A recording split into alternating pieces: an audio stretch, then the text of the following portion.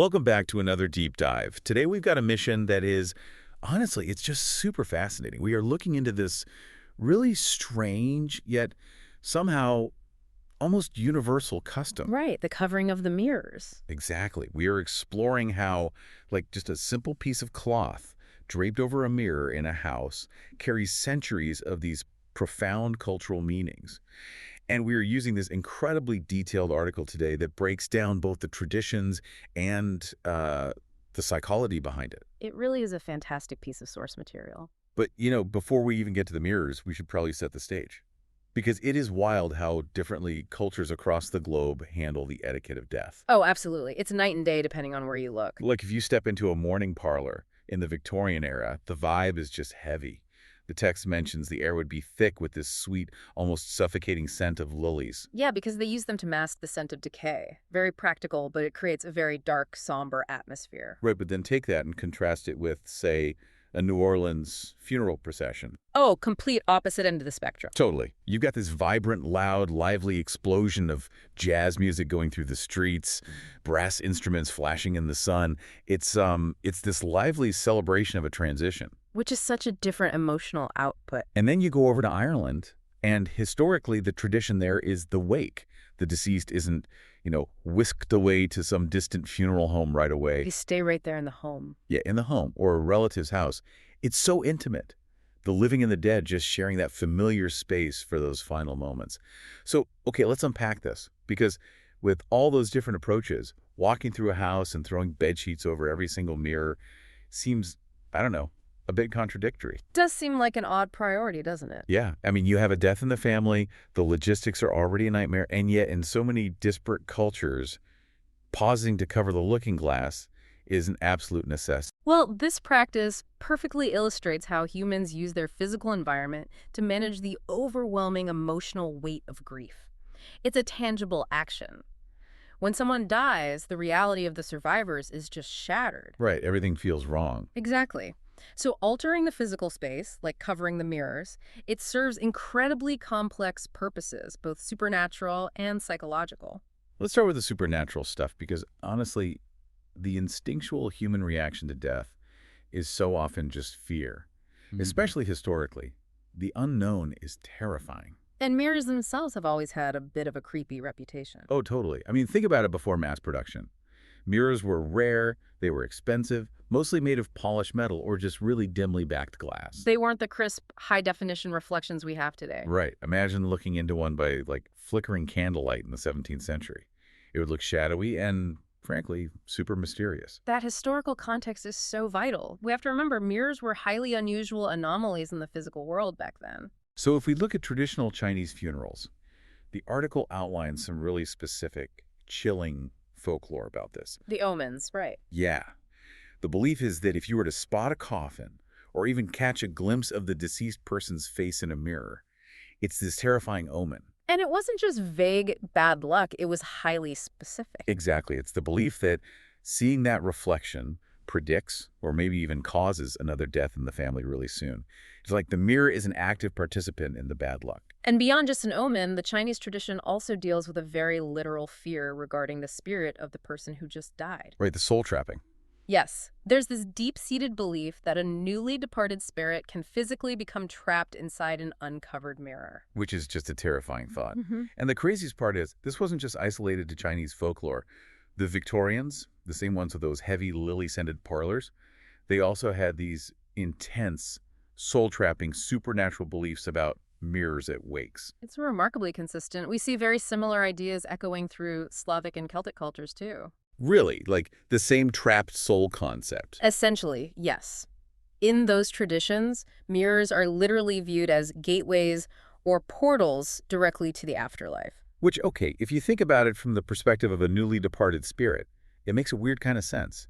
I kind of see it as like child-proofing the house for a ghost. That is a great way to put it. Because you've got this soul in transit, right, trying to navigate its way out. And an uncovered mirror just looks like a continuation of the room. It's like a confusing detour sign on a metaphysical highway. It looks like a path forward, but it's a trap. Exactly. You cover it so the spirit doesn't bump its metaphysical head.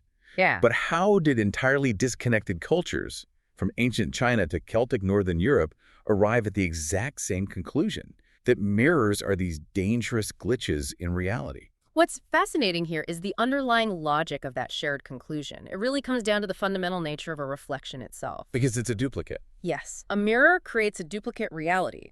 It's a world that looks exactly like ours, but it's untouchable, it's silent, and it's reversed. Oh, the reversal part is so eerie. Right. So leaving them uncovered supposedly confuses the deceased spirit, leaving it lost. It can't distinguish between the real world it needs to depart from and the duplicate world in the glass. So it wanders into the reflection. And becomes completely unable to move on. By covering the mirrors, the living are taking a protective measure, ushering the soul out the correct door. But, ghost stories and trapped spirits, that's only half the picture here. The article points out that when we move away from folklore and look at, say, organized religion, covering mirrors stops being about protecting the dead. It becomes entirely about protecting the living. Exactly. It's a huge shift. We go from superstition straight into practicality. And the best example of this is the Jewish tradition of sitting Shiva. It's such a profound practice. For anyone listening who might not know, Shiva is this prescribed week-long period of mourning for a family. It happens right at the deceased's home. And there are these really specific rules you have to follow. Very strict guidelines for behavior. Like mourners sit on low chairs or on the floor. They don't wear new clothes. They don't shave or cut their hair. They stop all regular work. And of course, they cover all the mirrors in the house. All of them, yes. Now, I get covering mirrors for ghosts.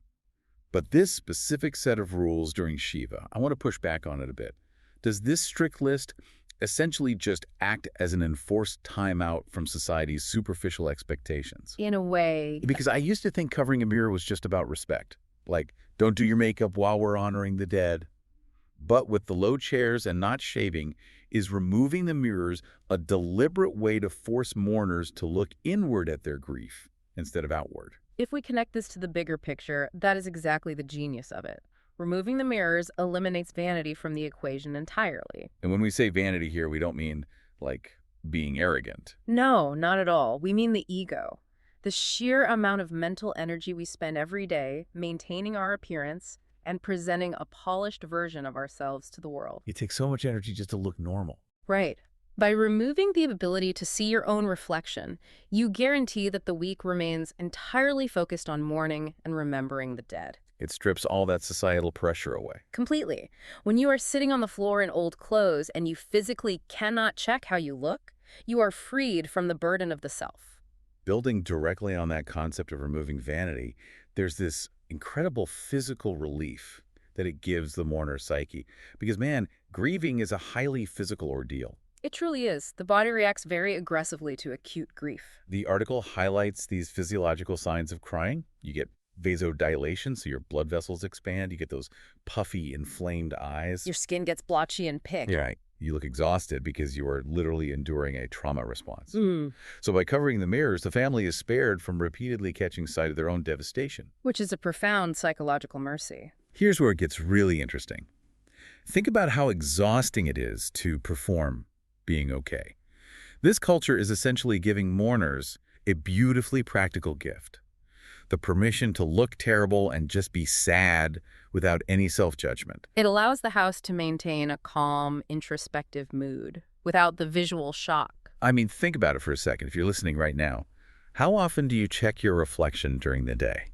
Just to self-regulate or adjust your expression or judge how tired you look? Most of us do it constantly, subconsciously. Constantly. Now imagine the immense psychological relief of turning that impulse off completely during the most vulnerable, traumatic week of your life. It's removing a neurological trigger, really. When you see your own distressed face, your brain processes that visual cue of trauma and releases more stress hormones. Oh, wow. So you were literally re-traumatizing yourself every time you look in the bathroom mirror. Exactly. Covering the mirrors breaks that feedback loop.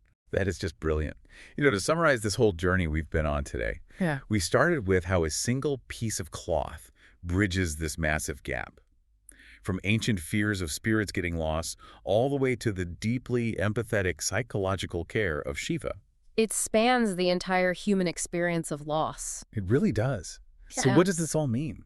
Well, I think it shows that human rituals, whether they are born out of supernatural superstition or this acute practicality, They are master classes in guiding us. Guiding both the departed and the ones left behind, right? Exactly. They give us a roadmap when our minds are completely overwhelmed. It's a physical action for an abstract pain. But it leaves me wondering about today, Hmm. because we don't just have mirrors on our walls anymore. That is such a vital point to consider. Right. If covering physical mirrors traditionally forced us to abandon our vanity and truly process our grief, how is our modern society altering that? We are hyper-reflective now. We have phone screens, front-facing cameras, social media. We are constantly looking at ourselves, so the provocative question we have to ask ourselves is, how is this fundamentally altering our ability to be present in our most vulnerable moments? Oh, that is heavy. If the historical key to processing acute trauma was turning off the reflection, what happens to us in an era where the camera is always on? Wow. Think about that the next time you catch your reflection in your phone screen today. It's wild to consider how much we've lost by losing that safe, unreflective space. Well, thank you so much for joining us on this deep dive. We really hope it gave you a completely new perspective on this piece of cultural history. Keep questioning, keep exploring, and keep learning. We will catch you on the next one.